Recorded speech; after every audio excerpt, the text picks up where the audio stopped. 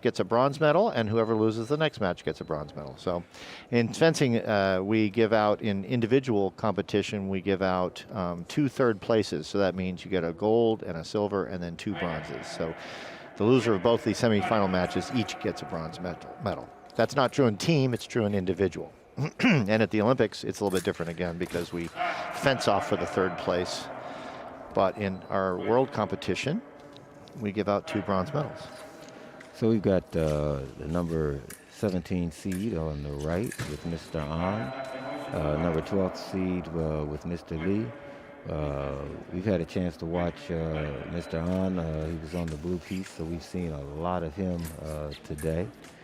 He beat Mr. Prozorov, Russia, 15-9 in the 32. Then he beat the number 1 seed, Mr.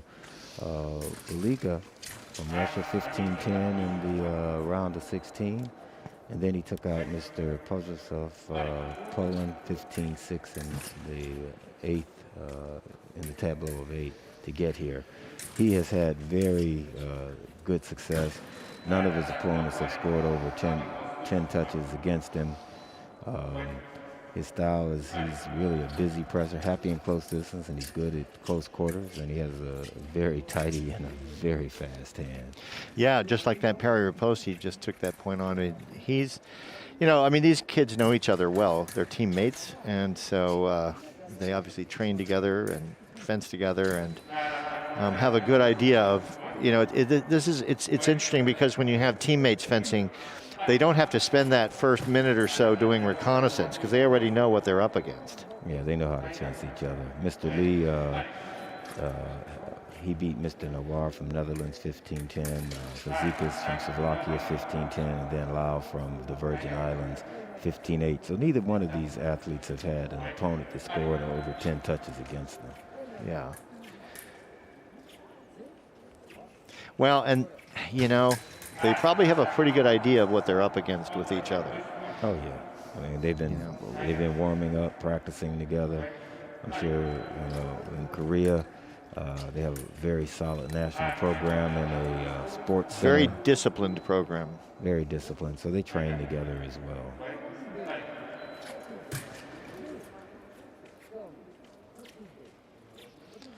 I think what I'm really looking to see is the difference in, I mean, we talk about how fast the Koreans are, and it'll be interesting to see how fast they are against each other.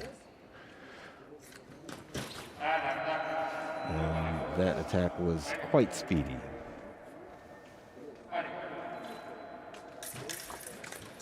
And these are the cadets, so they're the younger of the junior and cadet, right? So the cadets are typically, I mean, the ones who you're going to see fencing here are typically in the 15, 16-year-old range. 17 and under. Yeah, but I mean, you're going to see a lot of them in that 16. I mean, you're not going to see too much younger than that. But you know, then the juniors are older, up to sometimes you'll see up to a 20-year-old. But you know, here at this level, they've already been fencing this for, you know, a few years in this category. So. But we also see cadets who are fencing in the juniors. An making a nice pair of reposts to bring it back to 4-5. And the format here at the World Championships is we have 9 days of competition, 18 events. There's 3 weapons in fencing, foil, epee, and saber, and we group them so that we had 3 days of saber already, the cadet, the junior, and the junior team. Now this is the 2nd day of competition for foil, where we have junior yesterday, cadet today, and team tomorrow. And then we do the same thing with epee for 3 days. So a nice opposition pair repost from Mr. An, tying up the score at 5-5. Another 36 seconds left in this first period. Not like we've seen some of the other matches where they've been able to get high scores in that first round to the point where they could almost finish it in one period. Right. And when you know, and typically in fencing, when you have two opponents from the same country, they will not have a coach watching them on the piste and helping them. So Bec- so the interesting thing is during the break, Nice attack. they won't be getting any advice. Direct attack by An. He completely turned this around from a 4-0 deficit.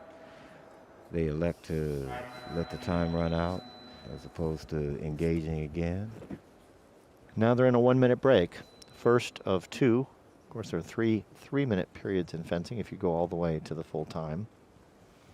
We'll see it 2-1, where Mr. Lee is able to start building up a nice lead. Comes back again. Gets it to 4-0. And then looks like Mr. An decided to wake up. And sometimes that's the way it is in fencing. You know, sometimes it takes getting a few touches against you before you realize. It was actually 5-1 before he put this run of 4 or 5 touches. So he just scored 5 straight touches in that last in the last period. And of course, these boys have been fencing all day. I mean, with fencing, you start in the morning and you start with the pools. Well, the pools here were yesterday. No, they weren't. Oh, they. No, they went this morning. The Yes. cadets are That's right. all in one day. Every event is a one-day event, starting in the morning, finishing with a final. Right. I'm thinking seniors. Well, the World Cup format is quite a bit different. Yeah. The Senior World Championships are actually done the same way. Nonetheless, the point stands. It's a lot of fencing in one day. A lot of fencing. So Mr. Lee comes back. you know, and you got to keep these kids hydrated. You got to keep them from getting cramps.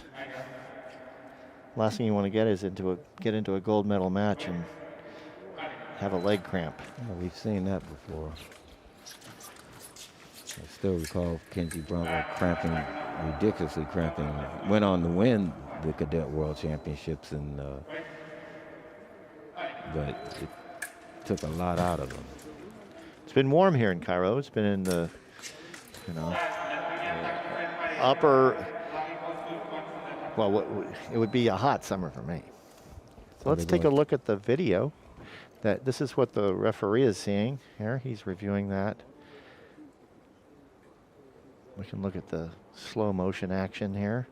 Well, what do you see there, Don? I see Mr. Lee trying to pick up the blade a number of times, and then Mr. An coming out. So, but this is going to be the referee's call. They have a much better. Yep. So he said he made the attack with a prise or a beat on the blade, and then he made a repost, which was correct. Tried to do a quick stop thrust.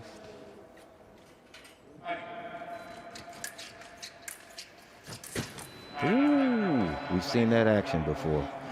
So, interesting. He takes a nice preem and then comes right over the back. He took a pretty big deficit and turned it right around, didn't he? And then he does it again.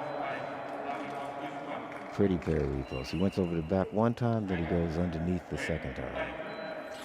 Both extremely difficult actions to make. And especially you have to have a lot of control because you don't want to get carded for turning your back, which was. Yeah, he's not turning his back. But he was pivoting, and it looks almost like he's doing that. So, there's a fine line there. It takes a lot of practice and control to do that. Absolutely. Straight attack. Mr. An is showing what he's shown on every bout we've had a chance to watch, that ability to turn on speed. And his defense is extremely strong, but he's also extremely good on his offense. And that distance. That distance, yeah.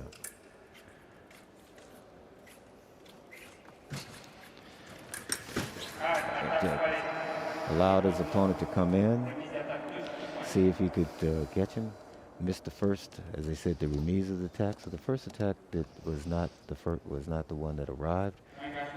Takes over again before Mr. Lee can make a pair of repos. And now he's going for the classic. I'm down a lot of touches. I need to change my blade because maybe that can give me a little bit more help. You know, we were joking and talking earlier about fencers and distance, you know.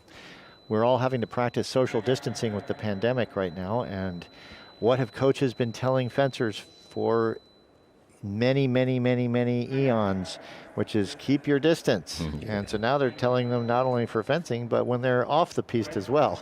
Fencing distance, social distance. Little different distance. That touch will not score. Mr. Rios says that they've crossed. Stops the action.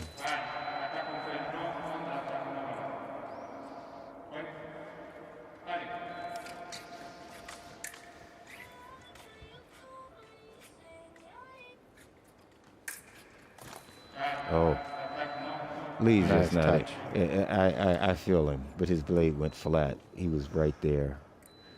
Should have been able to hit. Had done everything correctly, just couldn't put his point on. Right.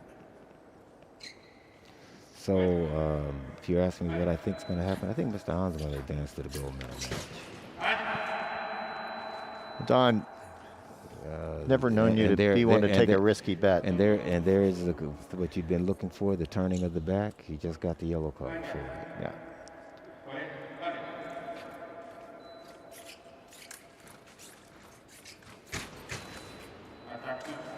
Now, the only thing Mr. Han has to do now is just not relax so much. You can see he's very relaxed, very confident in his lead. Oh, shoot. Nice fast attack to win. That puts Mr. An into the gold medal match, where he will face one of the Americans coming up next. That what has really impressed me is the way he can take a parry or freeze, depending on if it's offensive or defense, and just come straight over on the back and hit so accurately. Yeah, it's definitely a practiced move.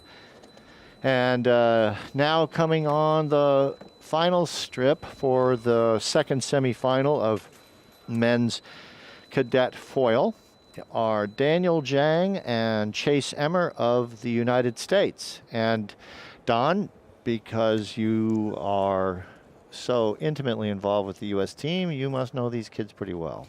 Well, Chase Emmer I know extremely well. He's been on cadet teams in the past. Actually, his first cousin, Xander Rhodes, is also a fencer, and she fenced yesterday. So we expect Chase to be good. Daniel, I don't know as well, but he's actually seated number 16th, right? I mean number 6, and had a pretty clean run up until his last bout against Bogdan Hamilton, who was actually number 3. So he beat Hubner 15-4 in the